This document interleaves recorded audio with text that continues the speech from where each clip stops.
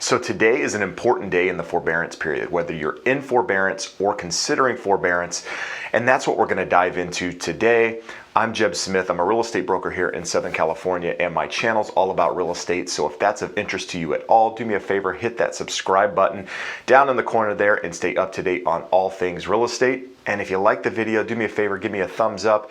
Again, it helps more people see the content, and my goal is to help educate buyers and sellers, investors, anybody looking to gain more education within the real estate market. So why is today important? So today is April 30th of 2020, as you might imagine, and it's important for two different reasons. One, if you're not in forbearance, which is where we're going to start, today's important because it's the last day of the month. It's the 30th day of the month. So if you are considering forbearance and you haven't made your mortgage payment for April yet, today is the last day that you can actually take advantage of the forbearance program that's being offered as part of the CARES Act and not have a 30-day late on your credit. So if you don't decide today to go into forbearance and you haven't made your payment for the month of April, once you roll over into that 31st day, in this case it would be May 1st, the credit bureaus at that point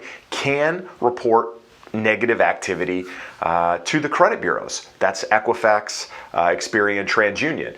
Those are the three that make up your FICO score. So I know as part of the CARES Act, they mentioned that you can't report any negative activity to the credit bureaus, but if you're not in forbearance, that doesn't limit them from doing so. So if you're not in forbearance and you haven't made your mortgage payment, you've got a decision to make today. You either make that mortgage payment for the month of April, at which point your lender shouldn't charge you any late fees or anything crazy like that because of the current epidemic that we're going through, and all of them have essentially changed their guidelines a little bit on lates and with regards to adding a late payment onto your mortgage.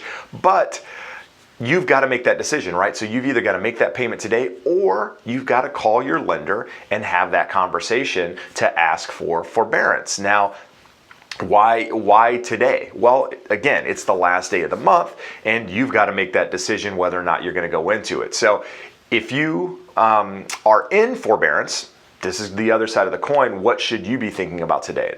Almost the same exact thing, right? A lot of you guys have reached out to me, viewers. You've commented on my videos. You've asked different questions to me directly. And, you've said, hey, I'm in forbearance. Should I continue to stay in forbearance? I'm actually in a position to make my payment. Is this going to affect my credit? So on and so forth. So that's what I'm going to talk about now. So if you're in forbearance and you're in a position to make your April payment and you haven't done so, but you plan on either coming out of forbearance here in the next couple of days or the next couple of weeks, I would tell you to make your April payment and cancel the forbearance period if you can.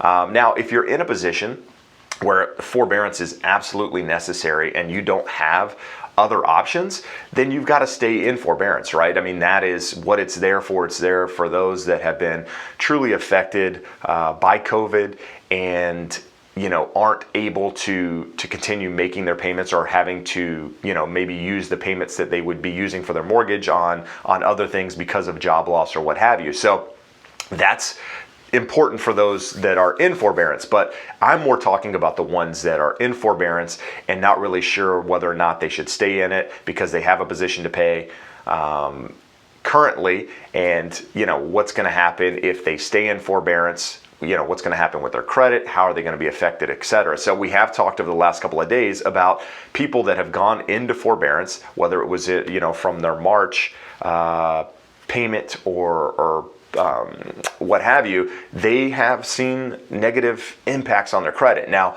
we know in discussions that we've had on video about, the CARES Act, them not being able to report negative activity to the credit bureaus, like we mentioned earlier in this video, but that doesn't keep your mortgage company from reporting the fact that you're in forbearance to those servicers, to those lenders. So they're not reporting anything negative, but what they are reporting is factual. They're reporting, hey, this borrower is in forbearance. The fact that they give that language to the credit bureaus, those credit bureaus in my understanding, will likely take that forbearance, that language, and say, okay, that's a negative thing. Although they're not reporting negative activity, they're looking at forbearance as a negative, and that will impact your score. The other thing some lenders are doing is they're not reporting any activity at all to the credit bureaus. So, while you're in the forbearance period, they're not reporting the fact that you're late. They're not reporting the fact that you've made your payments on time. They're just not giving any activity to the credit bureaus at all. And those credit bureaus are looking at that as a negative because, every month, generally speaking, your lender provides data to the credit bureaus, at which point they, that helps in their model and in computing your credit score. Well, when they don't get that data in, they think, okay, well, something's wrong here, and we're not getting updates on whether or not he or she is actually making their payments, and we're looking at that as a negative. So I've heard many of you say, look, I'm in forbearance. I went in March. I didn't make my March payment. My credit score hasn't been affected. I'm monitoring it, on a daily basis or a weekly basis or what have you. And then I've had some of you guys reach out and say, no, my score's actually dropped because I've gone into forbearance. So, whether it's the language or how it's being reported, it is affecting some people. So today is important for that reason. So if you don't want to potentially have negative effects on your credit report, then April 30th is today to either pay your mortgage and get out of forbearance, or you've got to make the decision going forward that if you can make your payments, hypothetically, you're still in forbearance and you go into May and you're able to bring both payments current from April and May, and you get out of forbearance and that forbearance is removed from your credit and it shows that you've made your payments.